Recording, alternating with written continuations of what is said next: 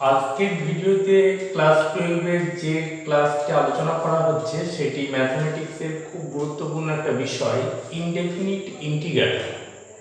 অর্থাৎ indefinite integral না জানলে আমরা এরপর ডেফিনিট ইন্টিগ্রালও যেতে পারবো না। অর্থাৎ ইন্টিগ্রালকে মূলত এখানে দুটো ভাগে ভাগ করা হচ্ছে, একটা ইনডেফিনিট ইন্টিগ্রাল আর একটি হচ্ছে ডেফিনিট ইন্টিগ্রাল। তা ইনডেফিনিট ইন্টিগ্রালটি কোথা থেকে এসছে সেটা সম্পর্কে প্রথম আমাদের জানা দরকার। ইনডেফিনিট ইন্টিগ্রাল মূলত এসছে যদি আমরা একটা ফাংশন এফএক্স কনসিডার করি এবং সেক্ষেত্রে ঠিক অনুরূপ আরেকটি ফাংশন ক্যাপিটাল এফএক্স আমরা খুঁজে পাব, যাতে করে সেই এফএক্স এর ডেরিভেটিভটা স্মল এফএক্স এর সঙ্গে সমান। অর্থাৎ ডিডিএক্স অফ ক্যাপিটাল এফএক্স সমান স্মল এফএক্স। তাহলে এফএক্স কে আমরা লিখি integration fx dx equal to capital FX. অর্থাৎ সমাকলন হচ্ছে অন্তরকলজের এক বিপরীত প্রক্রিয়া বলা যেতে পারে। সমাকলনের প্রতীকটি হচ্ছে এই, যেমন আমরা ডেরিভেটিভের ক্ষেত্রে সিম্বলগুলো দেখিয়েছিলাম ddx, দ্যাট ইজ ddx হচ্ছে একটা অপারেটর। তেমনি এখানে ইন্টিগ্রেশনের ক্ষেত্রে আমরা যে প্রতীকটা ব্যবহার করি সেই সিম্বলটা যেটা হচ্ছে সমাকলনের প্রতীক। তা ইনডেফিনিট ইন্টিগ্রাল জানতে গেলে ইনডেফিনিট ইন্টিগ্রাল মূলত যে সূত্রগুলোকে কেন্দ্র করে আমাদের ফার্স্ট চ্যাপ্টারটা রয়েছে সেই সূত্রগুলো আমি এখানে দেখিয়েছি। প্রথম যেটা আছে যে যদি কোনো function x to the power n আকারে থাকে তার ইন্টিগ্রেশন হয় x to the power n plus 1 by n plus 1 plus একটা কনস্ট্যান্ট। এই কনস্ট্যান্ট এই সিটাকে বলা হয় সমাকলন ধ্রুবক। অর্থাৎ আমি আগেই বলেছি যে ইন্টিগ্রেশনকে মূলত আমরা দুটো ভাগে ভাগ করছি, একটি হচ্ছে ইনডেফিনিট ইন্টিগ্রাল, অপরটি হচ্ছে ডেফিনিট ইন্টিগ্রাল। তা ইনডেফিনিট ইন্টিগ্রালের সমাকলনের ভ্যালু সমাকলন করার পর তার যে রেজাল্ট আমরা পাচ্ছি সেখানে একটা সমাকলন ধ্রুবক লেখা হয়। সেই সমাকলন ধ্রুবকটাকে আমরা স্মল সি দ্বারা ডিনোট করেছি। তাহলে সিটাকে এখানে সমাকলন ধ্রুবক। তাহলে x to the power n dx মানে হচ্ছে তার ইন্টিগ্রেশনের ভ্যালু হচ্ছে x to the power n plus 1 by n plus 1 plus constant. তাহলে এখানে কোন ফাংশনগুলো এরকম হবে, x স্কয়ার হতে পারে, x কিউব হতে পারে, x হতে পারে, তাদের ইন্টিগ্রেশন করলে আমরা পাবো x to the power n plus 1 by n plus 1 এই আকারে। n এর মান 2 হলে এটা 2 প্লাস 1 বাই 2 প্লাস 1, যদি x এর মান 1 হয় তাহলে 1 প্লাস 1 বাই 1 প্লাস 1, কোনো প্রবলেম নেই। তার মানে x এর function that is x to the power something থাকলে আমরা এই সূত্র অ্যাপ্লাই করব। যদি sin x থাকে তাহলে sin x এর ইন্টিগ্রেশন হচ্ছে minus of cos x plus c। কেন না এটা যদি আমরা ডেরিভেটিভ করি অটোমেটিক্যালি এটা চলে আসবে, কেন না ddx of minus cos x মানেই তো প্লাস sin x। সেই কারণে sin x এর ইন্টিগ্রেশন হচ্ছে মাইনাস cos x। কিন্তু আমরা যদি sin x এর ডেরিভেটিভ করতাম তাহলে কিন্তু পজিটিভ cos x পেতাম। এই জায়গাগুলো মাথায় রাখতে হবে। Next integration cos x dx মানে হচ্ছে sin x plus constant. Integration dx by x log mod x plus c। Integration a to the power mx dx means a to the power mx by m log a plus constant. Integration sin mx dx means cos mx by m. ডেরিভেটিভের ক্ষেত্রে যেমন x এর কোএফিসিয়েন্টটা multiply হয়, এই ক্ষেত্রে ইন্টিগ্রেশনের ক্ষেত্রে division হয়। অর্থাৎ যদি আমরা প্রথম sin x না থেকে sin 2x এর ইন্টিগ্রেশন করি তাহলে হবে minus of cos 2x by 2। অর্থাৎ x এর যে কোএফিসিয়েন্টটা ডেরিভেটিভে যেহেতু মাল্টিপ্লিকেশন হয়, ইন্টিগ্রেশনে সেটা ডিভিশন হয়। যদি কিছু না থেকে ইন্টিগ্রেশন অফ dx থাকে তাহলে তার ভ্যালু হবে x প্লাস কনস্ট্যান্ট। সেটা আমি এখানে লিখে নিই, integration dx means x। e to the power x এর ইন্টিগ্রেশন কি হবে, e to the power x এ হবে। যদি e to the power 5x থাকে তাহলে e to the power 5x by 5 হবে, কারণ আমি বলেছি x এর কোএফিসিয়েন্টটা ডিভিশন হয়। again sec square x dx means minus of tan x plus constant। এটা কেন নেগেটিভ আসছে, কারণ আমরা জানি ddx of tan x means minus sec square x, তাই আলটিমেটলি প্লাস sec square হয়ে যাবে। cos x square इंटीग्रेशन की minus cot x plus constant, sec x tan x integration की sec x plus constant, cosec x cot x integration की minus of cosec x plus constant. তাহলে indefinite ইন্টিগ্রালের first চ্যাপ্টারে মূলত এই সূত্রগুলোকে কেন্দ্র করে আমাদের চ্যাপ্টারটা রয়েছে। তাহলে এই ক্ষেত্রে আমরা শিখলাম যে ইন্টিগ্রেশনের দুটো পার্ট, মূলত একটা ডেফিনিট পার্ট আর একটা ইনডেফিনিট পার্ট। ইনডেফিনিট পার্ট আমি এখানে শুরু করেছি। ইনডেফিনিট পার্টে ইন্টিগ্রেটিং যে ভ্যালুটা আমরা পাবো সেই ভ্যালুর সঙ্গে একটা ইন্টিগ্রেটিং কনস্ট্যান্ট দ্যাট ইজ সমাকলন ধ্রুবক যোগ করতে হয়, তাই প্রত্যেক ক্ষেত্রে প্লাস কনস্ট্যান্ট লেখা হয়েছে। যদি এক্সামে ইনডেফিনিট ইন্টিগ্রালের প্রবলেম থাকে সেক্ষেত্রে যদি আমরা প্লাস কনস্ট্যান্ট না লিখি তাহলে সেক্ষেত্রে 0 হয়ে যাবে।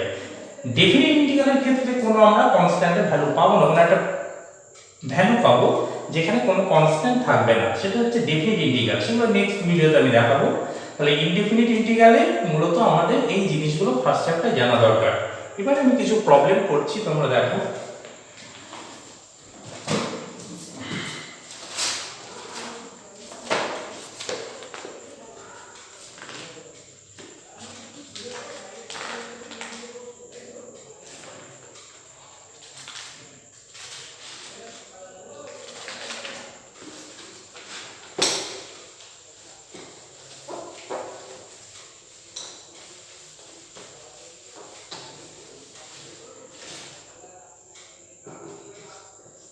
Integration sec x into sec x minus tan x dx। তাহলে এটাকে আমরা কি লিখব? Integration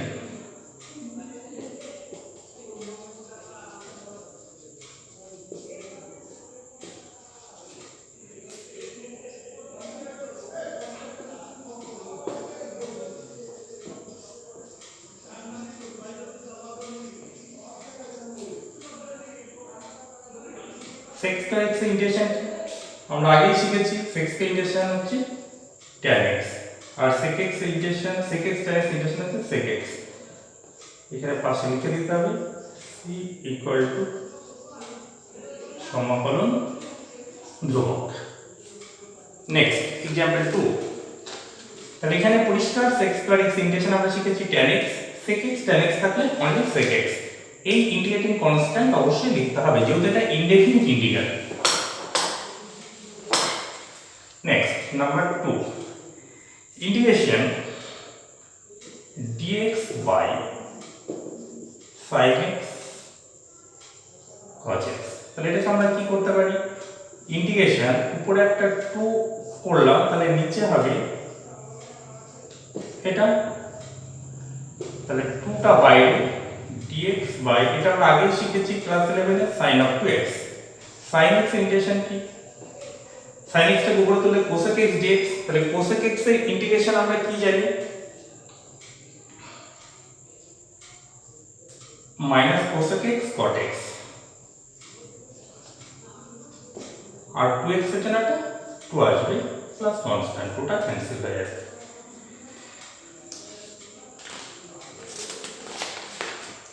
next example 3।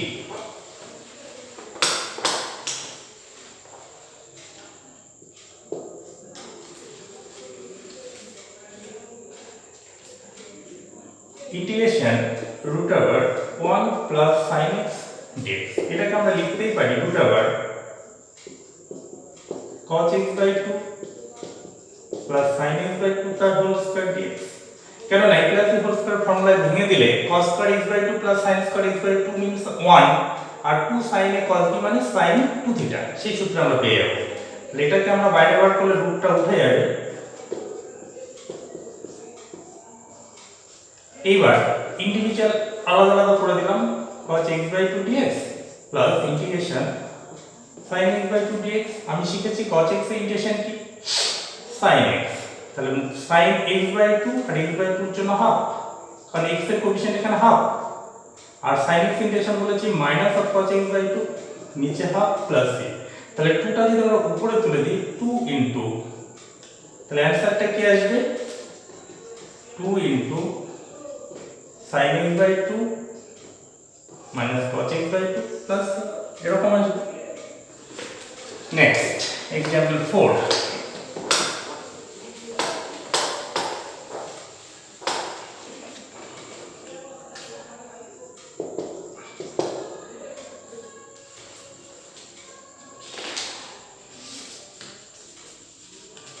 Integration cos 2x minus sin 2x by এটা 2 আলফা আছে,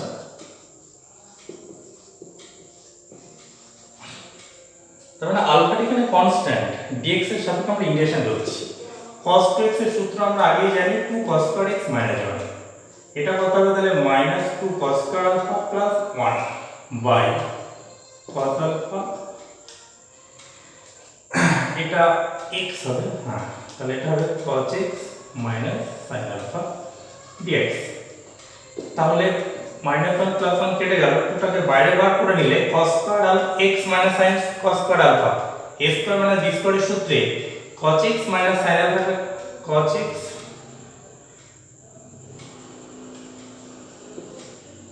x minus of cos alpha টা ক্যান্সেল হয়ে যাবে, তাহলে থাকবে কি cos x plus cos alpha dx।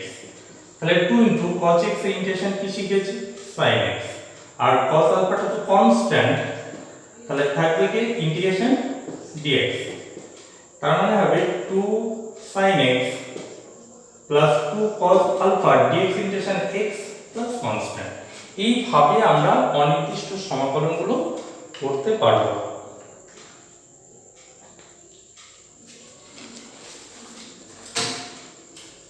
তোমাদের জন্য এই হোমওয়ার্কগুলো আমি রাখছি, যেহেতু এটা ইনডেফিনিট ইন্টিগ্রাল স্টার্ট হচ্ছে এখান থেকে, এটাকে কেন্দ্র করে পরবর্তীতে আমরা ডেফিনিট গুলো শিখবো, সেক্ষেত্রে এই সূত্রগুলো প্রত্যেকটা ক্ষেত্রে লাগবে, খুব ইম্পর্টেন্ট জায়গা। তাহলে homework integration sin x cos x dx।